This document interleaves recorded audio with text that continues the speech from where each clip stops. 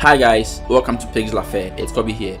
So in today's video, we are going to see how we will use Cinema 4D's cloth tag to recreate certain effects or a couple of effects I chanced upon on the internet. So the one of them is this particular effect I saw done by Jose L. Morfino, which I think was really creative the way he did it. And he did this using Houdini, right? So it's like some cotton stick together and it's like opening, right? And it's really interesting how he did this using Houdini. But because Cinema 4D has this cloth system, I think we will see if you can do anything similar or anything close to this. This is quite detailed, not the textures though, but like something similar, right? And also this one that I saw as well, and I think this is a tutorial, but it actually was done in 3DX Max, right? So you can see it's like a peeling of a new like a rubber from this thing. And if you can do one of these, you can literally apply the same technical knowledge to the other. So let me actually close this and let's get into Cinema 4D and see how we'll create this. So you can see this is the let me hide. You can see basically creating the rubber peeling and also the sticky like cloth, even though this not exactly, but later if you add texture to it, you can get something cool with it. So let's get into Cinema 4D and see how simple and how easy we will do something like this. So basically you need Cinema 4D 2023 upwards to be able to follow along this particular tutorial, right? So let's quickly go inside and create the first one, which is this one by Joseph L. Morfino, right? The sticky cotton opening. And actually he has a lot of interesting stuff here, and he has breakdown of some of them using Houdini to do his stuff, right? But let's see how we do that in Cinema 4D. So you can check his page later, right? But now let's go ahead and create our plane. So we are going to use plane. So I'll create a plane and I'll change the axis to like minus X, which is fine, right? And let's give it some subdivision so that it's cloth. So I'll change the display to garage shading with lines and I'll add some segments. Let's make the segment something maybe 70, or for the sake of tutorial, because I'm recording for faster run, let me actually make it 60 by 60 so that like it can be a bit faster, right? And now we have our cloth created, right? And I'll make it editable, right? And I'll move it like on the X, maybe 1 centimeter. I'll create a second cloth, hold Control to click and drag, and I'll move this one -1. So if I come to the front view or the perspective, you can see there are two planes facing each other, right? And the reason why I've given that space so that it doesn't collide. So now if I select the two planes, right click and come to simulation and add a cloth tag and hit play, it will take a second. Now I can see our cloth is falling, right? Let me first of all come to the display and take off the garage shading. And also I don't like the work plane in the scene, so I'll come into my filter and I'll check work plane, right? So now you can see our plane is falling, right? So now the cloth is working, but we don't want it to fall. We want it to stick together and stay, right? So what we do is that we want something to hold it, and that same thing will be the thing that will open it, right? So now let's go in here and create a cylinder. I think let's change the axis to -Z and make it like the radius just to something small, and let's move it up because the size of the our plane. Let's move it up 200 centimeters, and it will be right on top of our planes, right? So we'll call, in fact, let's name the planes. I'll call this one 1 and I'll call this one 2, so that this is the plane 1, plane 2. Then I'll name this cylinder as C1 so that this is the cylinder for plane 1, and let's hold Control to click and drag, and I'll call this one C2, right? So that we know this cylinder is for 2 and this cylinder is for 1. Now, how do we get this cylinder to be able to attach to this particular planes? So first of all, let's make the cylinder editable, right? And now let's right click. So we want the cylinder to be attached to the plane, some points in the plane. So now let's go to point mode, click on this one to show the points of our planes, All right, if I select the two planes, you can see we have the points.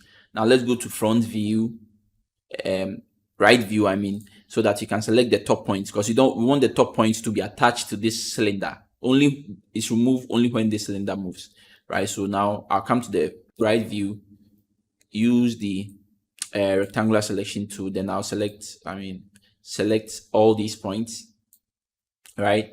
And because I had the two objects selected, it will select the two of them, right? So we want this point to be attached to this individual cylinder, and to do that we will need a belt to hold the points, right? So now I'll select the plane. In fact, I'll select the two, right click, come to simulation, and you add a cloth belt. All right, and you can see it's applied this belt to it. So with the one, which is the plane one, we select the tag and let's drag in the C1, right? And you select the two, for the plane float belt for the plane 2, and drag in the C2. Now if I press set, right, for the C, you can see, let's actually go to perspective view. You can see our point. Let me go back. You can see it's orange, right? But immediately I press set on the C2, you can see it turns yellow. If I do the same thing for the C1, it turns yellow. So basically it's telling you that all these points are connected to this cylinders, right? So now let me actually increase my timeline here. So now if I hit play, right, you can see there's gravity in our scene, but our cloth it's not falling because it's hanging on this particular plane, right? So now if I, for instance, take one of the cylinders, right, come to object mode, and now move the cylinder, you can see it's moving the cloth, right? So that's exactly what we want. So let me move back, undo the movement of our cylinder, and now everything is set. So now let's go ahead and set a keyframe for our cylinder. So at frame, probably let's say at frame 5, and let's set a keyframe for our cylinder. So I'll select this and I'll set a keyframe on the X, and at maybe frame 270, I'll select the C2. Make sure we are selecting which one. So the C2 should move this way. So I'll move it here. Maybe it goes, let's say minus 300. I'll set a keyframe and I'll select the C1 and I'll move it 300. And I'll set a keyframe for that one as well. So now if we go ahead and hit play, you can see it's opening, and now our cloths are following, right? But now it's not sticking the way we want it to be, and it's really easy in Cinema 4D 2023. All we have to do is to select these two cloths tag, right? Come down in here and you can see we have stickiness, and all I have to do is increase it. Now before I do that, it's important to know the thickness of your cloth is important, right? So how close your cloth is, if they are really close, then you have to make sure the thickness is also considered, right? In this case, because this one moved 1 and this one moved 1, it's 2, so I think it's fine. But we can even make it the thickness of our two cloth tag 1, right? And now for our cloths to stick together, it's as simple as, with the two of the tags selected, it's as simple as just increasing the stickiness, something like 2 for now. Let's do 2 for now, and now let's hit play to see what happens, right? Remember how it looked without the stickiness, and now let's hit play. And now if we hit play to see what happens, you can see now it's stick together and it's trying to open. It's really simple, and it's really easy to do something like this, but we want it to be more stickier. All right, so let's come in here, select the two, actually select the two tags again, and let's increase the stickiness to something crazier. Probably let me do 100 and see, and you can see. But one thing you have to keep in mind is that when you do that, now the plots start to intersect, right? So in this case, because we are using an irregular, for instance, irregular shape like that, you probably can get away with it. But if it should be a clean object, then you have to make sure your radius, the thickness radius, and all of that are considered before increasing the stickiness, right? So now if I hit play, you can see it's now really stuck together, and you can see now it's not separate. Oh, actually, let me view. If like, because I've moved my camera wrongly, I can come to view and I'll say frame default for it to go back to its default state. Right now, if I hit play, you can see it's really sticking together, right? It's really sticking together, unless it's really pull beyond a certain threshold before like it breaks. And as simple as that, we basically halfway there, right? But if you watch the video like again, it has a lot of details in there. So for instance, in here, see there is a little bit of stretchiness in there, right? It all doesn't uh, unfold or unstick like easily. Like there's a bit of stickiness, stretchiness in there, and you can actually go ahead and play with it as well. So to do that, first of all, I'll reduce the stickiness. I think it's too much to probably, let's do it 20 and see how it looks. Right. And like I said, because I'm recording and also doing this simulation and everything, it will be a bit slower. That's why I've actually reduced the number of segments. Right.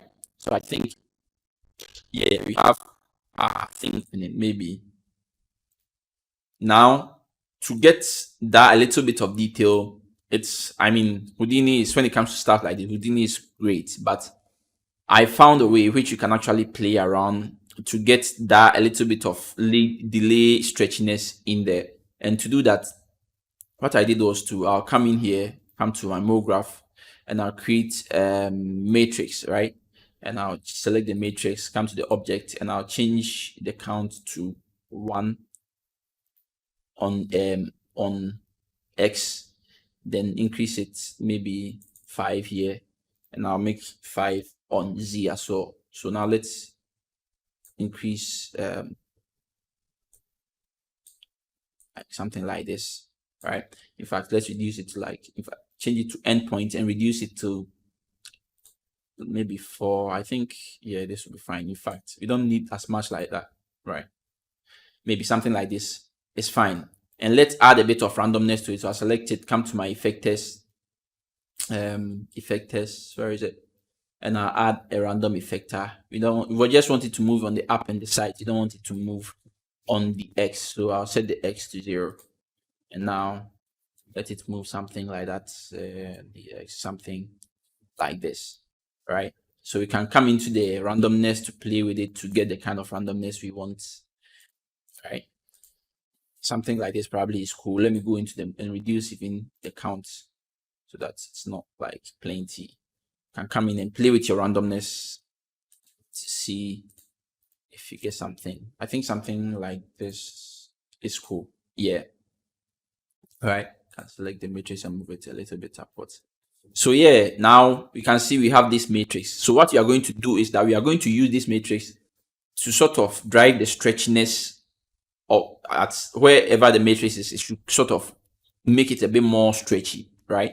And to do that, what I'll do is that I'll first of all select the 2 cloth planes, right click on them, and I'll come to other tags and I'll add a vertex map, right? And I can see we have a vertex map.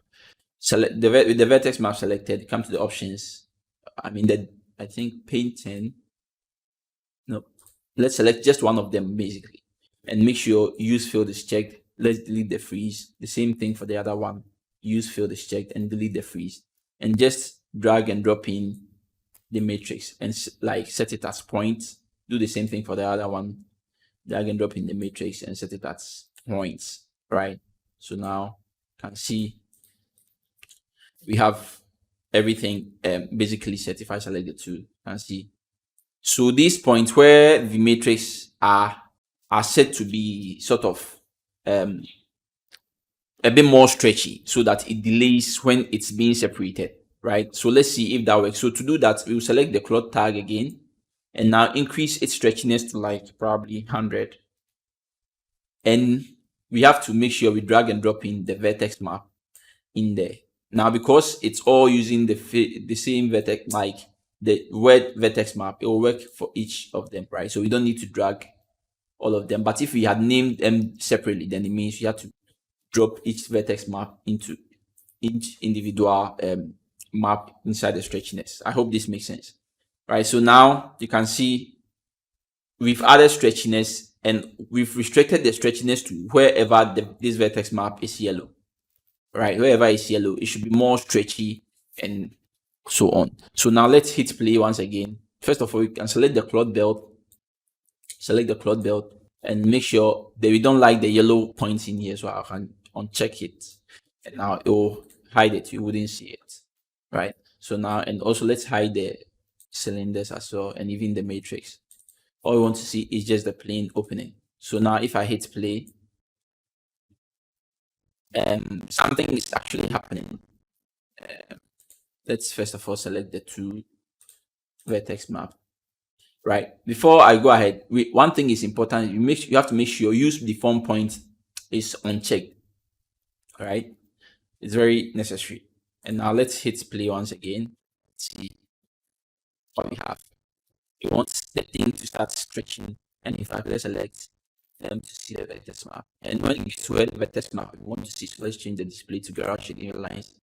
So you see, when it gets to where the vertex map is, let's see what happens. You see, it tries to stretch it, but not enough. So let's also come into the stretch the tags and increase the stretchiness a bit more, probably 1,000 or even more. Let's do 2,000. And let's play it again. So when you are playing with cloth and doing stuff like simulation, it's just playing around to see eventually what works, right? So now I can see it's stretching, right? If I select the two and you get to where there is a vertex map, you see what happens when it gets to this point. You can see at that point it takes a bit longer to separate from each other, right? You see, it takes really some time before it separates. And I really like this effect. So you can see it gives you that stretch before the two separates. But the other side don't do that, you see. It really takes some time. So if you want, you can even increase the stretchiness even more. Why do I keep selecting the tag? Select the two and increase the stretchiness more to probably 5,000 and keep playing with it to see what works basically, right? So this is what I was actually playing with, and this is what I came up with. And basically, this is the idea for me doing it. It's just about adding enough segments, enough details to your object. So you can see, got that increase the stretchiness. You can see it really takes quite a long time before the two separate from each other. So you see here, it's really interesting effect that this gives us, right? So in here you can see, and it's still struggling to separate from each other. See, the same thing is happening here. It takes some time. So you can actually use this after you've actually done this. You can now add extra details, or you can use this to deform a really detailed mesh, right? Using the surface deformer. So you can have a mesh which has all these details and everything, and now use this particular simulation to deform it later. But I hope this gives you idea or like how to do something similar, like in Cinema 4D, right? So this is how you do something like this. I mean, I didn't, of course, go into the details of creating the holes and all of those things like in the original video. And you can see this one is a bit detailed. I don't know if it's texture or probably texture combined with geometry and everything, but it's really interesting. But this was to just simulate and see if you can get anything closer. And I hope this video was useful. If there's anything you don't understand, you can let me know.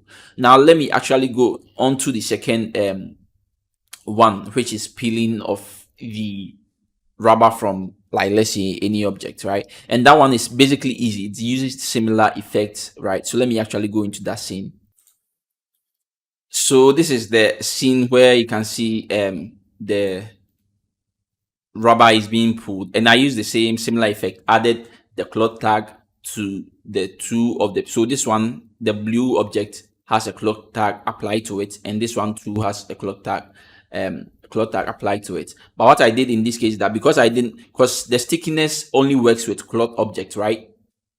It doesn't work with how do you call it? It doesn't work with um like cloth collider. So if it's just a collider, it wouldn't work. It needs cloth object to work with it. So in this case, because I didn't want the plane this one to fall, what I did was that if you select the cloth tag and I come to mix animation, I make sure with pins is checked.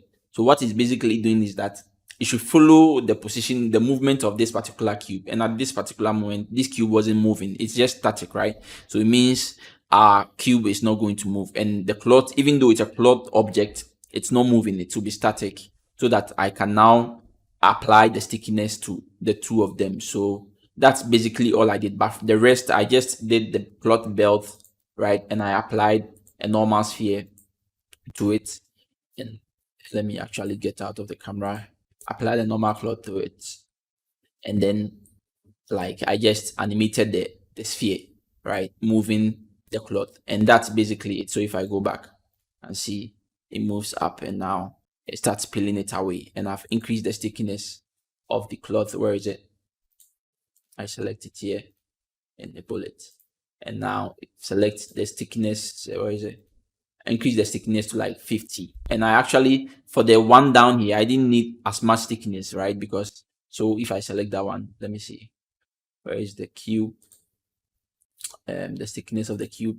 That one is just 1. It just needs something. So you just have to add like a parameter. It could be less, right? Depending on which you want to be more sticky. And in this case, I wanted the rubber, right? So it's the rubber that has the stickiness more, right? And that's basically it, right? And you can see it's pulling it away to reveal the logo, right? It could be anything, but in this case, I hope these two videos are, or these two scenarios actually give you insight. And I think there's so much you can actually do with this effect, and it's really interesting exploring to do something like this and how easy it is to do something like this using Cinema 4D. So I'll say a shout out to these two people, Joseph L. Morfino, who actually has a lot of interesting stuff here, and also this particular channel called Redefine Effects. And I think he does tutorial more on 3DX Mask, like, right? You can check them out if you're interested. But yeah, I hope this video, like I said, has been useful. And if you still have any questions, you can actually ask me in my DMs on Instagram, and I'll have time to check them out, right? I didn't go much into the texturing and rendering of this particular scene. It was just to show you the technique. So if probably you want to see maybe a bit of that, maybe let me know in the next time in the video. I'll actually put that in there. But thank you for watching, and kindly subscribe if you've not subscribed to the channel. And if you have any question, like I said, let me know either in the comment section or in my DMs, and I'll try to see if I can figure it out. Thank you once again, and I'll see you in the next one.